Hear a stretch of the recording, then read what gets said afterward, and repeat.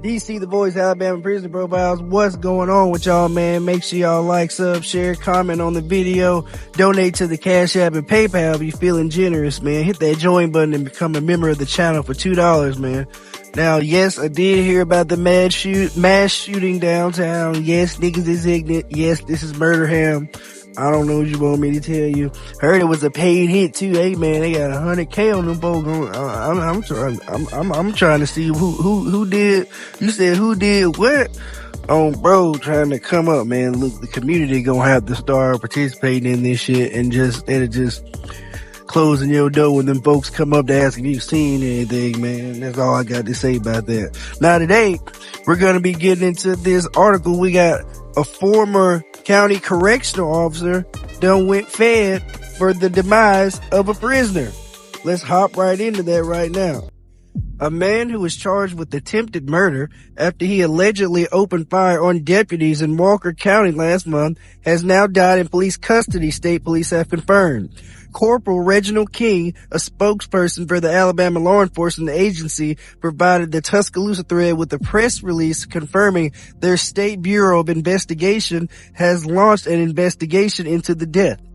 The deceased, 33-year-old Anthony Don Mitchell, also known as Tony Mitchell, was arrested on January 12th after he reportedly fired shots at law enforcement who were performing a welfare check at his residence in Carbon Hill. At the time of the arrest, the sheriff's office said on social media that a concerned family member called the police about Mitchell and said they were worried he may harm himself or others. As soon as deputies arrived, though Mitchell allegedly fired at least one shot from a handgun and fled into nearby woods. He was finally taken into custody in a metal structure within the woods, and police said he was checked out by regional paramedical services before he was arrested. Officers also reportedly found methamphetamine and heroin at his residence. Mitchell was charged with attempted murder and has been jailed since the incident, but the state police say last Thursday morning he was transported to Walker Baptist Hospital for evaluation. They did not elaborate on what led to hospitalization. Mitchell reportedly became unresponsive and died at the hospital. Moving on up to this week, right? 2024. A former corrections officer has formally pleaded guilty in the death investigation of Tony Mitchell in the Walker County Jail. Joshua Jones, 25, pleaded guilty to deprivation of civil rights under the color of law and the conspiracy in the ongoing investigation into Mitchell's death inside the Walker County Jail. Reports inside the federal hearing Tuesday, Jones took full responsibility, confidently entering a guilty plea in both counts. Jones was working the day Mitchell was brought to the jail for reportedly firing at deputies who were conducting a welfare check. Quote, Jones believed that Mitchell needed to be taken to a hospital or mental health facility rather than being incarcerated at the jail, unquote, the plea agreement stated. According to court records, Mitchell was denied medical and mental health care screenings after being booked into the jail, something that is available to every inmate. Mitchell was unable to dress himself and was taken to a cell in a wheelchair.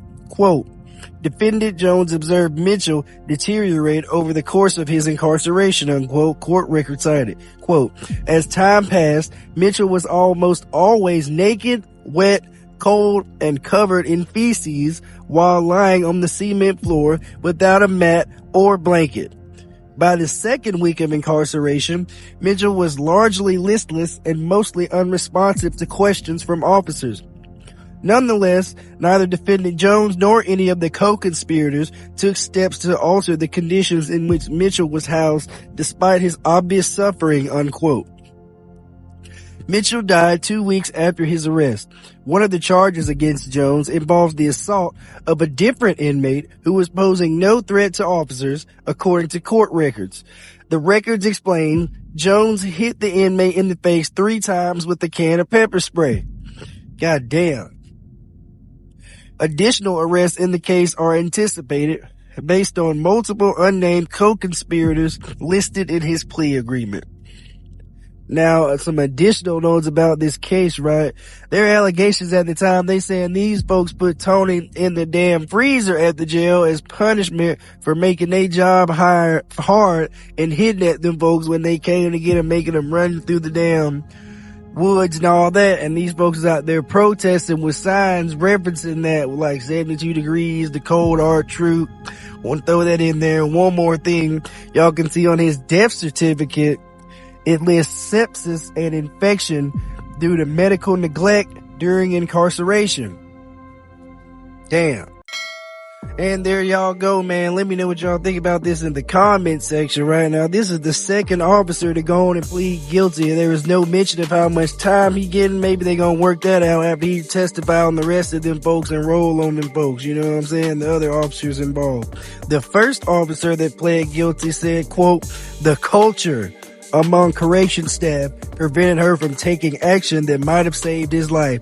Shaking my head, you know what I'm saying? The culture is, fuck him. He an inmate.